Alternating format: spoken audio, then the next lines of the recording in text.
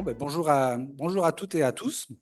On va pouvoir commencer cette petite cérémonie d'introduction de notre conférence internationale Terra Éducation 4, organisée sous l'égide de la chaire UNESCO Architecture de terre, culture constructive et développement durable, et qui est aussi organisée à l'occasion des 40 ans du DSA Architecture de terre, qui est organisé par l'École nationale supérieure d'architecture de Grenoble. Alors, on va commencer tout d'abord par un petit mot de bienvenue de notre directeur de l'École nationale supérieure d'architecture de Grenoble, Thomas Spiegelberger, que j'appelle à venir au pupitre. Merci Thomas d'avoir pris le temps de venir ce matin, sachant que je sais que tu es très chargé. Voilà. Merci beaucoup et bienvenue ici à Grenoble. Monsieur le directeur du Centre du patrimoine mondial, cher Lazare, monsieur le directeur du laboratoire d'architecture, environnement et culture constructive, cher Thierry, chers collègues, je suis très heureux de vous accueillir ici parce qu'on traite d'une thématique extrêmement importante. C'est depuis 15 000 ans à peu près que l'homme a commencé à recourir à la terre crue pour construire ses habitats. C'est probablement à partir des observations en fait, de la faune qu'il a essayé d'imiter et il a ainsi développé un savoir-faire spécifique, exceptionnel, qui nous a permis donc de construire à partir d'une ressource naturelle quasiment sans impact sur notre bilan carbone durant toute la construction, l'utilisation et, ça devient de plus en plus important, aussi la déconstruction en fait de nos habitants. C'est donc un vrai exploit économique et écologique. Si vous avez le temps de visiter un peu les alentours de Grenoble, et j'espère qu'après ces 3 jours, vous en profitez quand même parce qu'il fait bien vivre ici dans cette ville merveilleuse de Grenoble, nichée entre les montagnes. Vous trouvez une grande variété de constructions faites à partir des ressources locales biosourcées et géosourcées, comme par exemple le bois ou la pierre que vous trouvez pas mal dans nos alpages, mais aussi, bien entendu, la terre crue. Depuis les années 80, à peu près, un groupe spécialisé en architecture s'est fait inspirer par les constructions, notamment au nord du département de l'Isère, faites en Pisé. Et en fait, c'était un peu le début de ce laboratoire Cratère et l'équipe Cratère qui commençait à ce moment-là. Et ce groupe Cratère joue donc un rôle de précurseur, non seulement sur les questions des matériaux des terres, mais aussi plus largement sur des matériaux biosourcés et géosourcés. Et un deuxième élément, c'est qu'il se distingue dans les années 80, mais aussi aujourd'hui, par sa pratique de learning by doing et la proximité avec le terrain, c'est-à-dire de travailler vraiment avec les acteurs du terrain. Et donc, c'est une approche reconnue aussi par l'UNESCO. Ces pratiques sont devenues aujourd'hui incontournables, et je le dis véritablement avec plein de conviction, incontournables pour l'enseignement au niveau des écoles nationales supérieures d'architecture et du paysage en France et un peu partout dans le monde.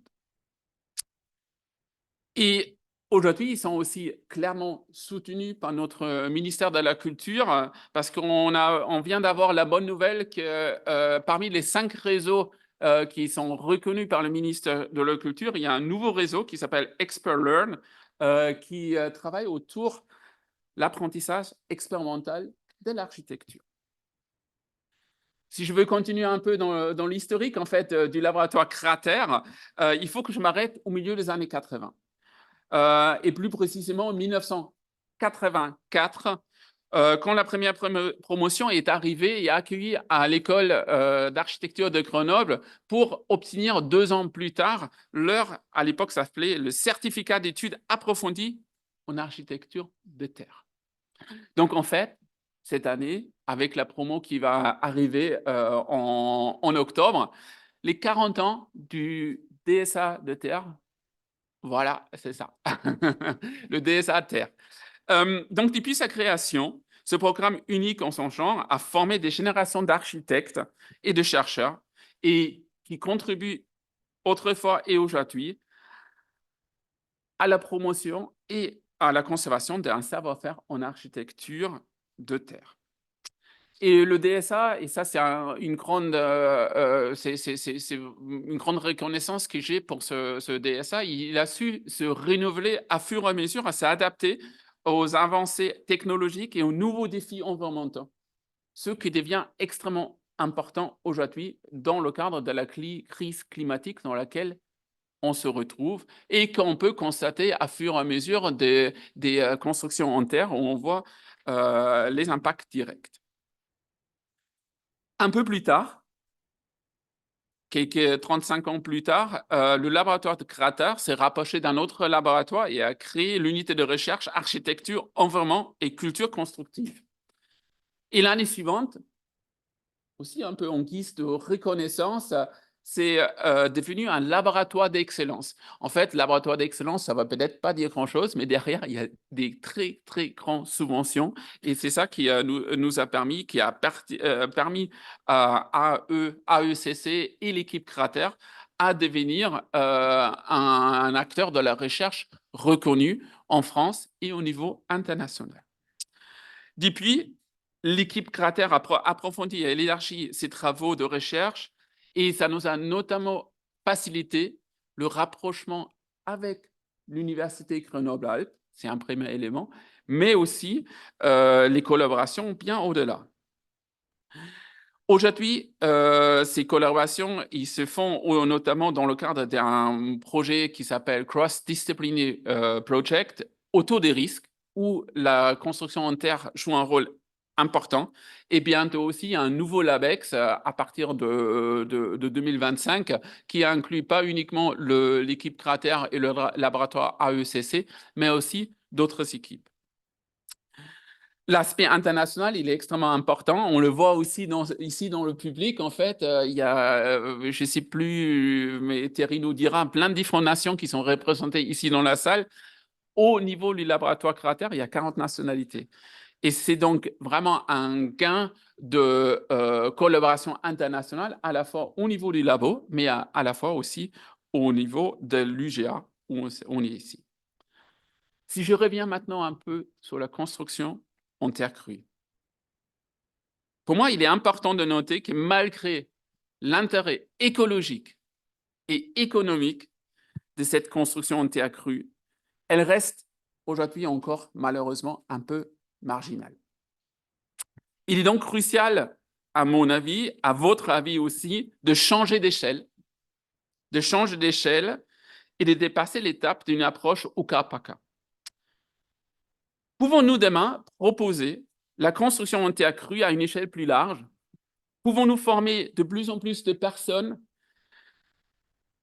à la construction avec les matières biosourcées et géosourcées?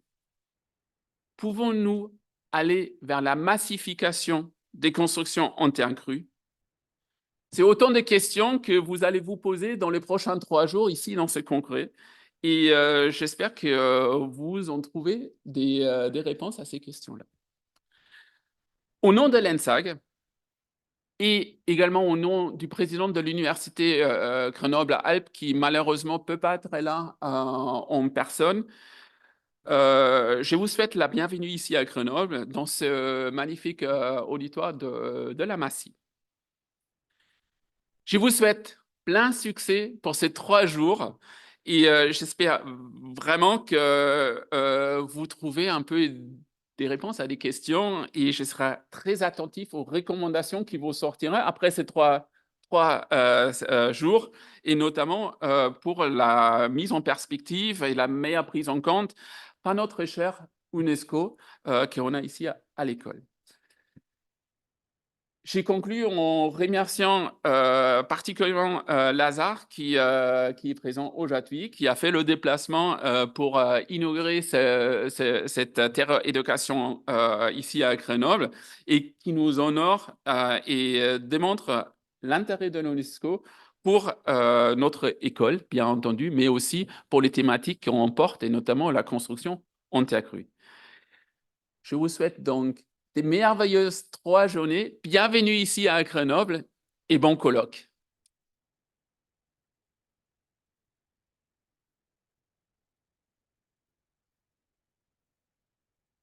Merci beaucoup, monsieur le directeur, pour ces rappels historiques et ces éléments de compréhension. Je voudrais juste dire que vous êtes là depuis, notre directeur depuis à peine 8 mois et ce que vous venez de dire montre l'intérêt que vous portez. Ça nous encourage beaucoup, l'intérêt que vous portez à nos travaux, ça nous encourage beaucoup. Et puis, avant de passer la parole à monsieur le directeur du Centre du patrimoine mondial de l'UNESCO, je vais moi-même dire quelques mots, donc je m'invite moi-même à dire quelques mots. Donc, bonjour à tous, à toutes et à tous, pardon.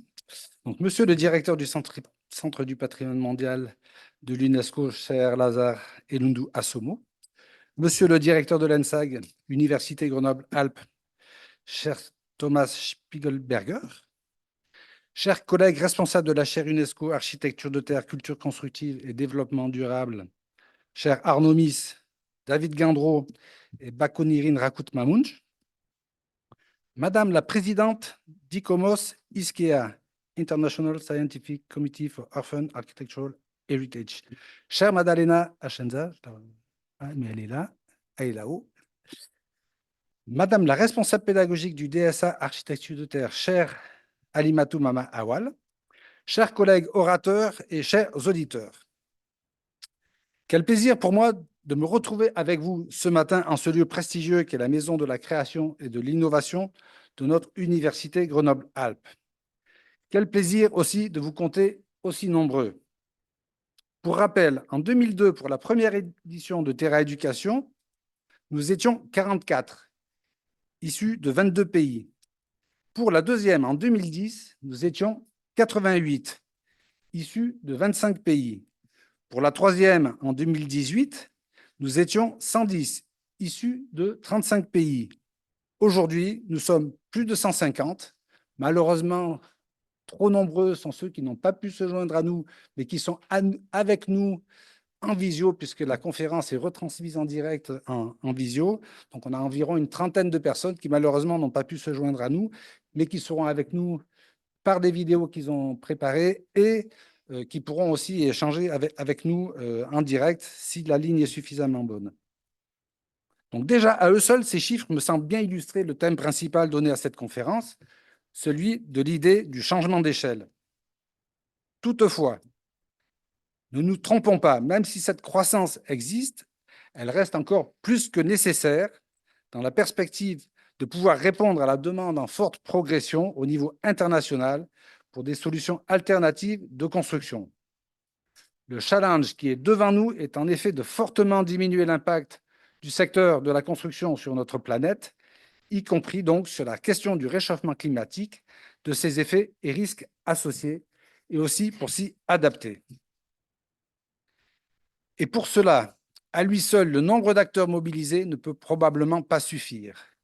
Et si en de nombreux lieux de par le monde, les acteurs de la construction en terre et leurs réseaux sont désormais mieux organisés et sont en train de véritablement changer d'échelle dans la production d'habitat, ce n'est pas le cas partout et pour toutes les initiatives. Diverses raisons peuvent expliquer cela, dont certaines sont de notre responsabilité.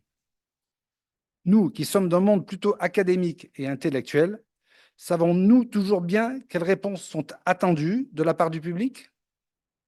Sommes-nous bien en ligne avec les souhaits, les besoins et les capacités techniques et financières de nos populations cibles? Nos recherches sont-elles ciblées sur des solutions d'avenir permettant d'envisager des applications à grande échelle? En résumé, cette question en langue anglaise me paraît importante à se poser. Are we doing the things right or are we doing the right things?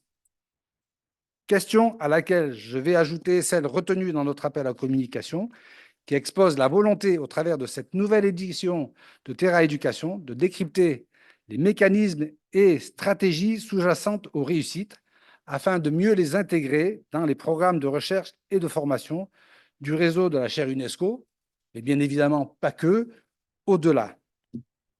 quelles actions ont été menées et quelles conditions ont été mises en place pour faciliter la mise en œuvre de grands projets? Quels partenariats ont été établis? Quelles évolutions technologiques ou processus constructifs ont été développés? Quelles échelles de développement de la filière sont les plus adaptées? Industrielles, semi-industrielles, artisanales? Ne faut-il pas systématiser des approches stratégiques, comprenant des activités complémentaires de recherche, de formation, d'expérimentation, d'accompagnement? Voici donc les questions que nous voulons débattre avec vous ces 3 jours à venir. Et pour nourrir nos réflexions, nous aurons comme base de travail 41 présentations orales organisées en 7 thèmes, ainsi que 25 posters. Par ailleurs, le comité scientifique s'est mobilisé en amont et a commencé à travailler sur l'extraction d'idées clés et à l'élaboration sur de possibles conclusions de notre conférence. Cette base va évoluer en prenant en compte les débats que nous allons avoir et vous seront présentés à la fin de la conférence, avec possibilité qui vous sera donnée d'apporter des contributions après la conférence, puisque les conclusions seront finalisées uniquement après. Avant de conclure, je tiens à remercier toutes celles et tous ceux qui ont contribué à l'organisation de cette conférence. Tout d'abord, tous les collègues de l'équipe de recherche Cratère, tous les collègues du comité scientifique qui se sont mobilisés pour la révision des abstracts, puis des papiers qui ont été proposés,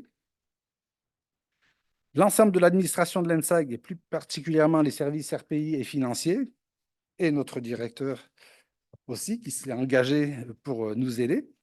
La direction de la MASI, donc le lieu où nous sommes ici, et tout son personnel, qui a été très bienveillant et nous a très bien accueillis pour organiser cette conférence dans ce très bel espace qui nous accueille aujourd'hui. Un remerciement tout particulier à Alix Schubert, coordinatrice. Je voudrais qu'on l'applaudisse parce que c'est un travail considérable qu'elle a fait.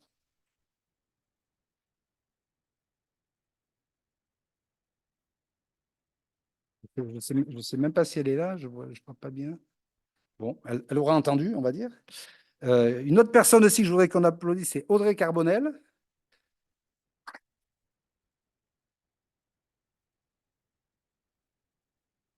avec qui vous n'avez pas été directement en contact, mais qui joue un rôle particulièrement important qui est sur toute la gestion de l'information, donc tous les visuels, et puis toute l'organisation et l'interface avec l'organisation ici. Merci aussi à vous tous présents aujourd'hui dans cette salle et à ceux qui ne pourront participer qu'en visioconférence pour l'intérêt que vous avez donné à cet événement.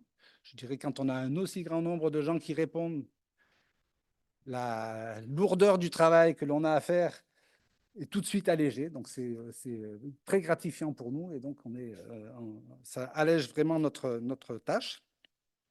Enfin, un grand merci à nos invités de marque, notre directeur Thomas Spiegelberger, pour l'intérêt qu'il porte à nos travaux, et bien sûr à Lazare Elundu Assomo, directeur du Centre du patrimoine mondial, à qui je vais maintenant passer la parole. Cher Lazare, c'est un grand honneur pour nous que tu sois présent aujourd'hui à nos côtés, et ce, malgré un agenda que je sais être extrêmement chargé, avec notamment la préparation de la prochaine réunion du Comité du patrimoine mondial, qui aura lieu à New Delhi à partir du 21 février. C'est dans à peine 3 semaines, et je sais que c'est un travail énorme. Merci à vous tous. La parole est à Lazare.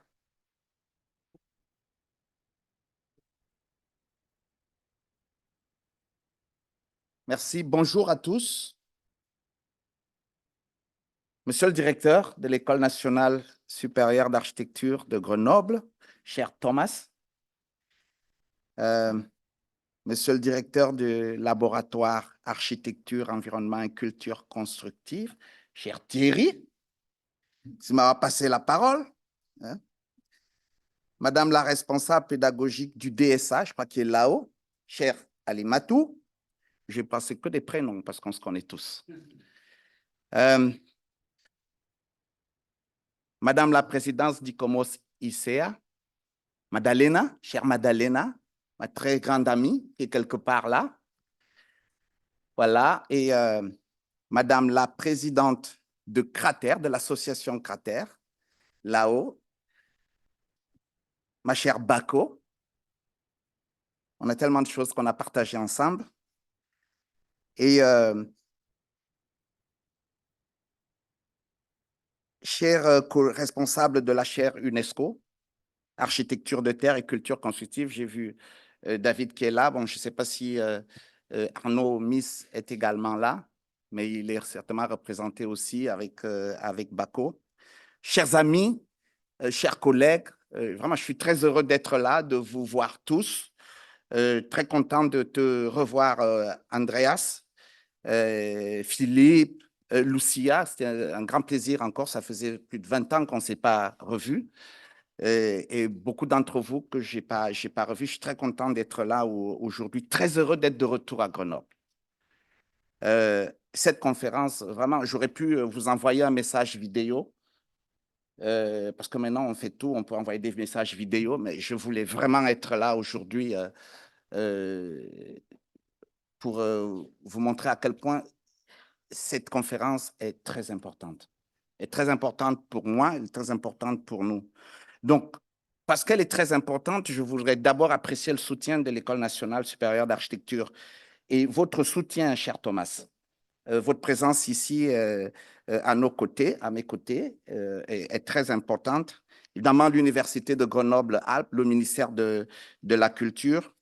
Je crois que si on est tous dans ce bel amphithéâtre aujourd'hui, ce matin, qui nous accueille, cela n'aurait pas été possible sans ce soutien. Il faut toujours le dire parce que c'est très important.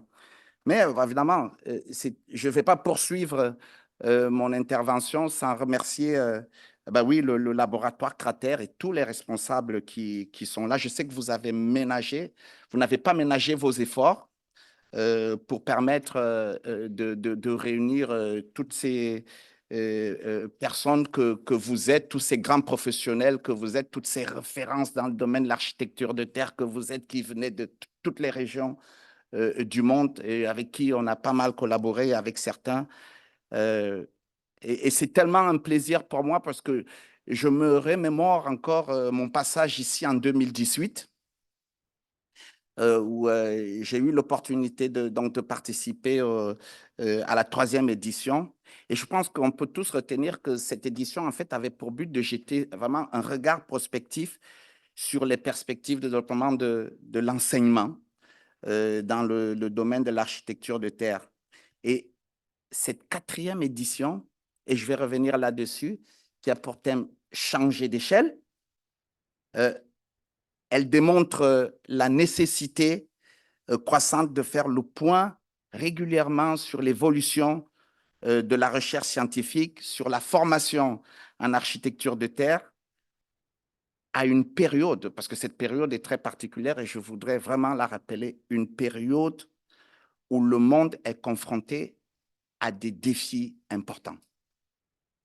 Les conflits armés, un peu partout dans le monde entier, où l'architecture de terre est la première victime. Un autre défi important, le changement climatique, l'action climatique, où la première victime, c'est également l'architecture de terre. Mais aussi, il faut ne pas oublier d'autres pressions anthropiques de l'homme qui affectent encore ce patrimoine, cette architecture qui est très importante pour nous. Donc, c'est pourquoi je suis aussi là pour saluer le travail exceptionnel qui est mené depuis plus d'un demi-siècle maintenant par Cratère et aussi qui est mené par la chaire UNESCO depuis son lancement en 1998.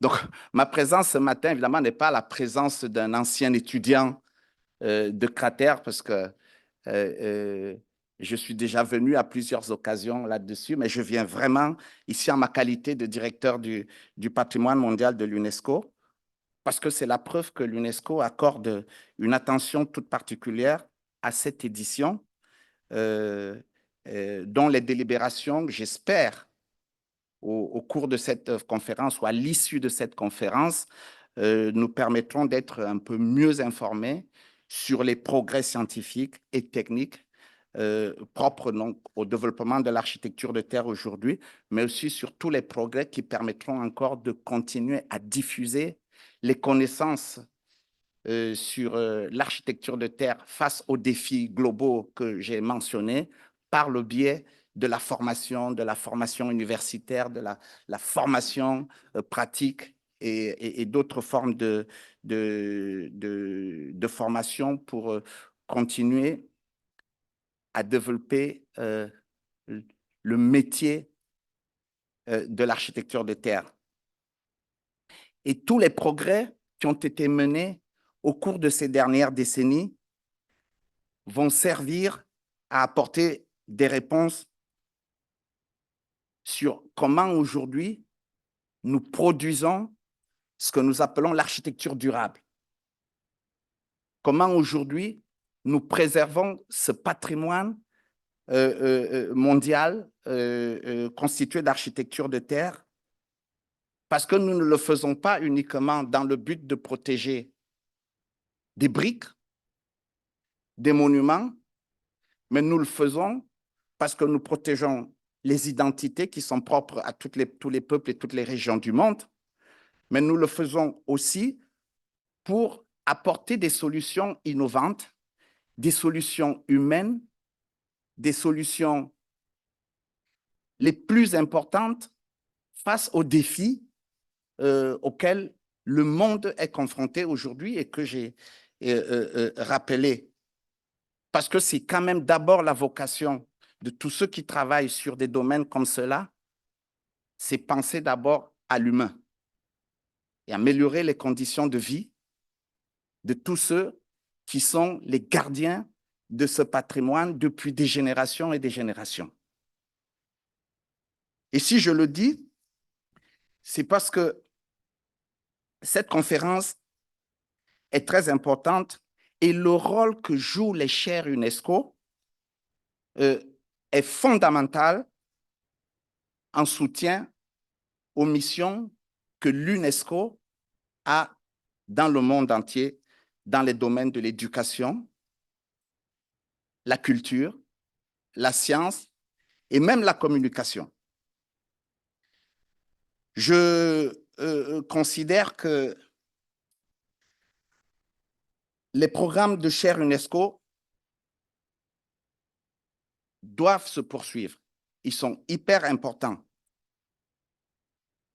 Ces programmes que l'UNESCO a lancés, l'UNESCO les a lancés en 1992 afin de promouvoir la coopération universitaire et le renforcement des réseaux de recherche collaboratifs à l'échelle mondiale.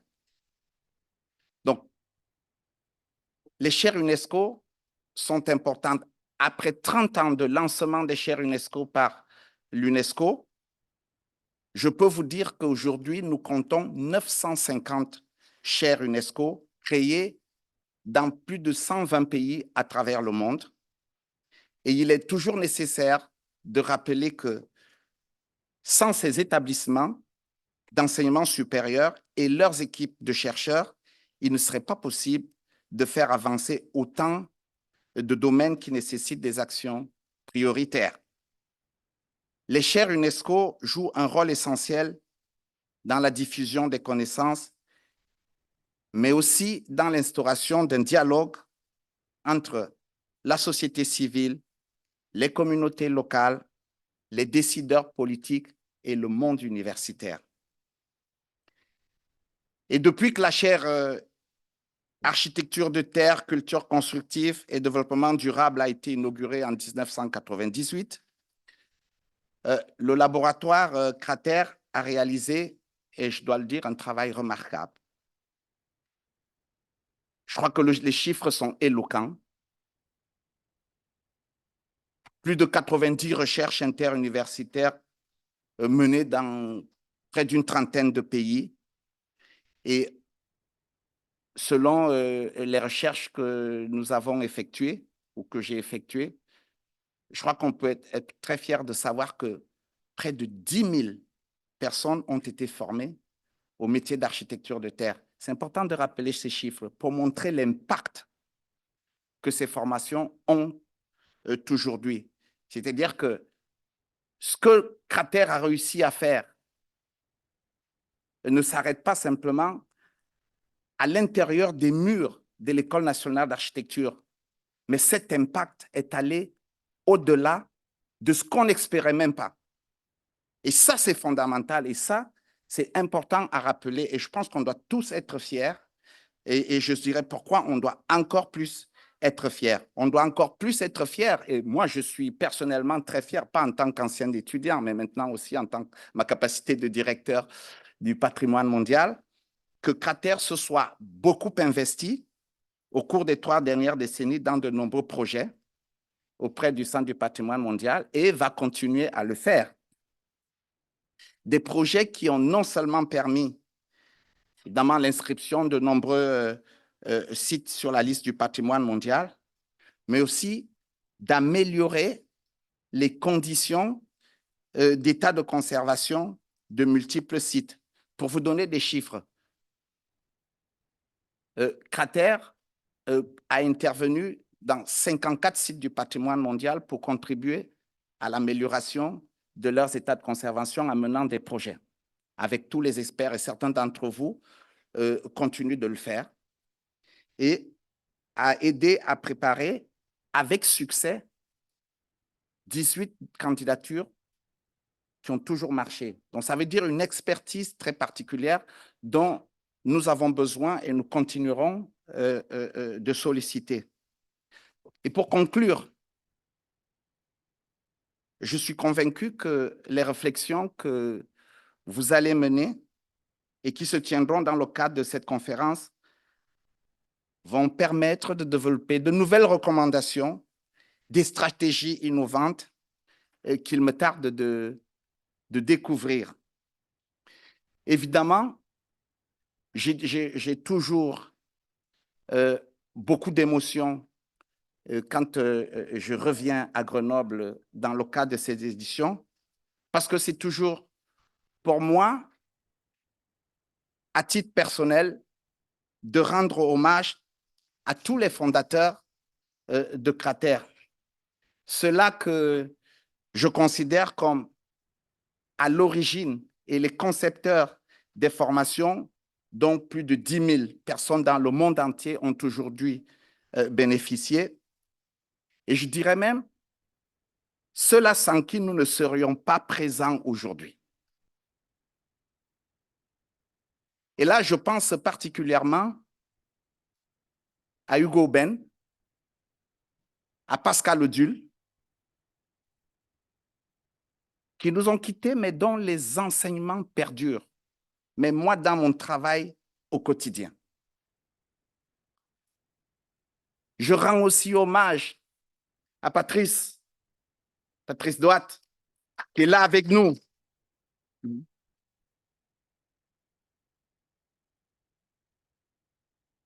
À Hubert Guillot, peut-être que je ne verrai pas, mais qui devrait arriver. À Anne-Monique Bardago, à Nathalie Douat. Oui. À Titane, qui va certainement arriver, Marina Trapnieuse aussi, à qui je pense.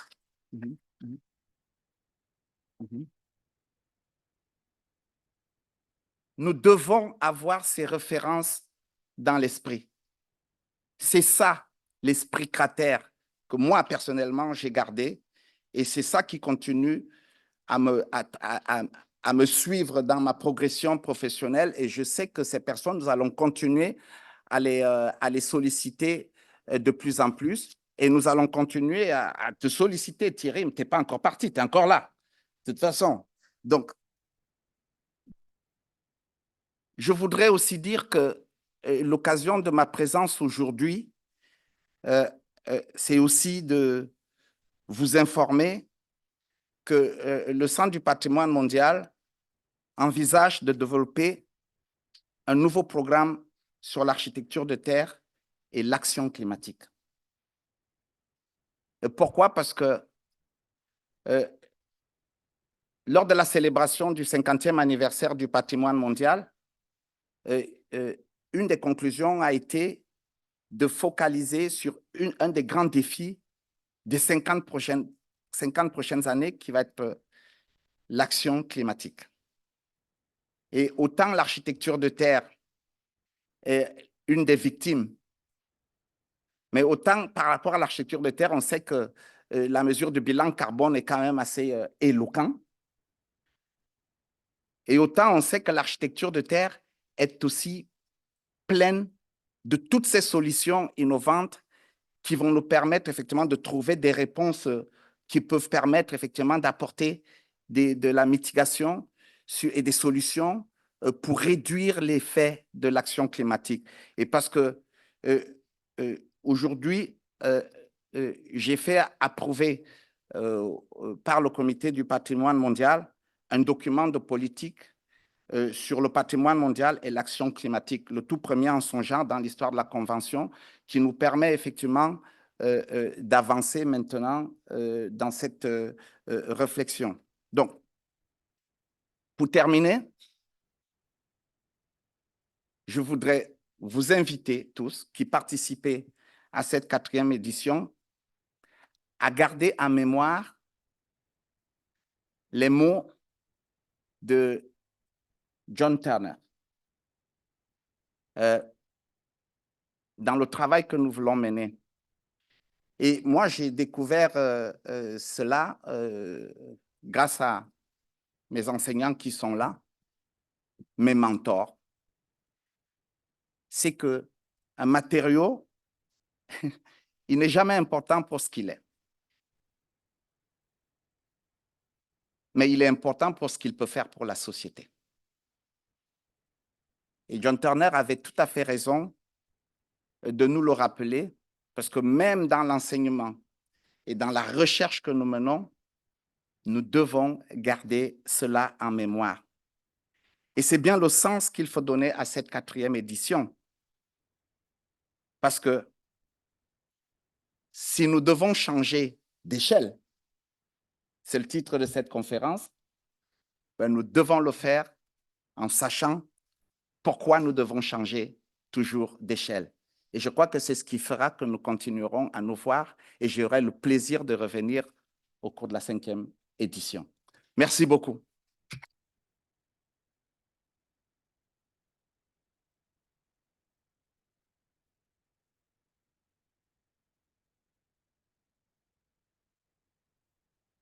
Merci beaucoup, Lazare. Merci encore d'être venu soutenir notre cher UNESCO et plus spécifiquement soutenir aussi l'organisation de cette conférence. Merci pour l'écoute et les encouragements.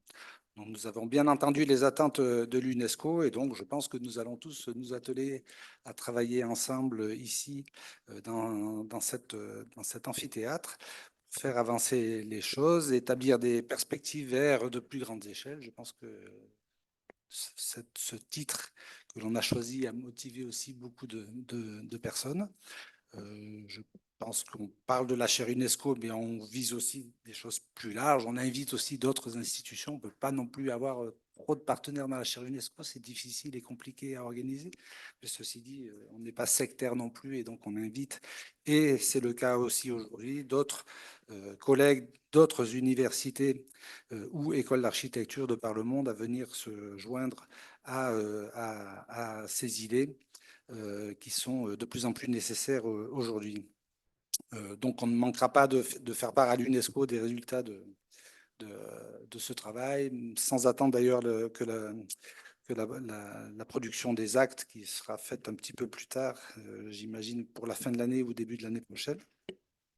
Et merci de lancer l'idée d'un nouveau programme avec l'UNESCO. On a fait par le passé des programmes qui, je pense, ont donné des résultats extrêmement intéressants. Pour rappel, Africa 2009, qui a produit d'ailleurs des résultats sur le terrain, mais de nombreux experts qui sont devenus aujourd'hui au haut niveau. On a même eu le directeur de l'ICROM qui avait fait Africa 2009, bon, Lazare aussi. Mais Bako. On a fait après Central Asia 9, qui est un programme aussi qui a été intéressant, le programme WIP, et pourquoi pas un nouveau programme. Donc, on est prêt à discuter de ça. Je pense que ça peut être une motivation extrêmement intéressante, non seulement pour Crater, mais aussi pour la chaire UNESCO, et puis pourquoi pas travailler avec d'autres partenaires. Voilà, ben merci encore Thomas, merci Lazare d'être venu à cette petite séance d'introduction de la conférence. Je crois qu'on peut clore cette introduction. Et je pense qu'on a un café qui nous attend. Alix, tu confirmes? Oui. Donc, le café est bien là, grâce à Alix. Tu n'étais pas là quand t'as applaudi tout à l'heure. Donc, est-ce qu'on applaudit encore Alix une fois?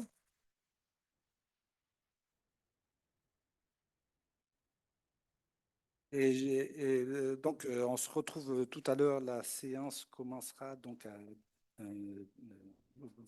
10h45. Donc, si vous pouvez arriver un petit peu, une dizaine de minutes à l'avance, le temps de s'installer. Je crois qu'il est préférable pour ceux qui ont des écouteurs de ne pas les garder. Donc, on vous demande de repasser par là-haut et de les rebrancher. Comme ça les recharge systématiquement. Et ça permet aussi d'éviter de les égarer, ce qui est toujours un petit problème. Donc, merci donc à ceux qui ont des écouteurs de repasser par en haut et de les replacer.